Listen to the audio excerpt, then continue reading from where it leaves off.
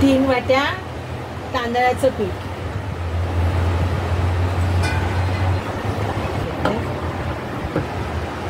डाळीचं पीठ, 2 वाट्या डाळवं पीठ, दोन्ही पीठ मिक्स करायचे, मीठ,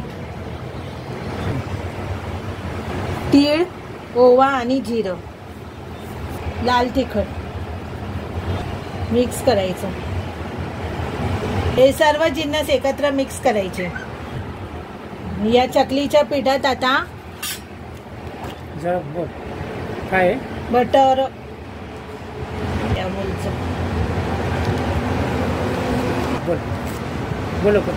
अमूल बटर टाकले चकलीच्या पिठात की त्याला चांगलं मिक्स करून घ्यायचं.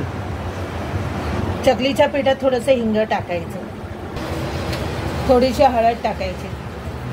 चकलीच्या पिठात कोमट पाणी टाकून सर्व नीट मळून घ्यायचं. धने जिरे पावडर,